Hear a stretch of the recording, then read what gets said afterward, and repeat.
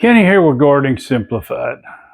It's December 11th. This is 4 weeks since we started some of these fig propagations, and let's do an update.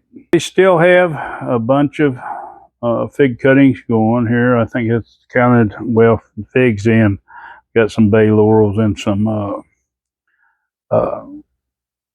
others here.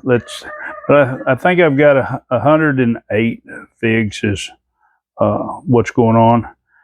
And the news isn't good on this update. Now we have 8 more cuttings that are rooting in. They're starting to put their little roots out to the side, and we're going to pot these up, get them out to the greenhouse.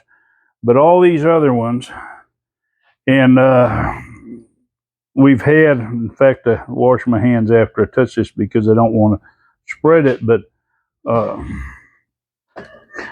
we've had this fungus. I'm going to take this one out. I say it was a mold or something, what I thought, but I'm thinking it's more of a fungus. As you can see, we don't have any roots starting out. In fact, you can see how this is kind of dying back there. But what happens is when this particular fungus gets on here, and I didn't catch it early, it makes the bark just peel loose from the tree, so it kills it. It makes the bark peel loose from the cutting, so it kills the cutting because it can't get any nutrients moving around. And so what happens is it doesn't grow. And any of them that showed any sign of this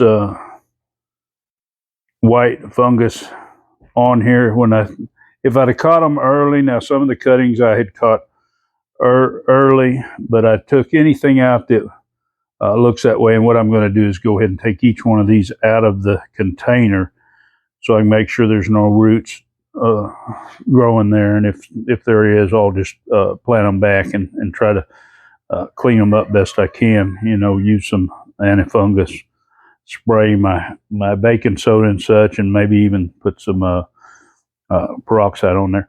But so right now what we're looking at is we have 31 that's already rooted and that's going out to the greenhouse, but we have, out of what we've lost, the 3 so far, and then these, we have 60 cuttings that we lost. So we've only got about a third, well, yeah, a third of them that are making it, which is bad.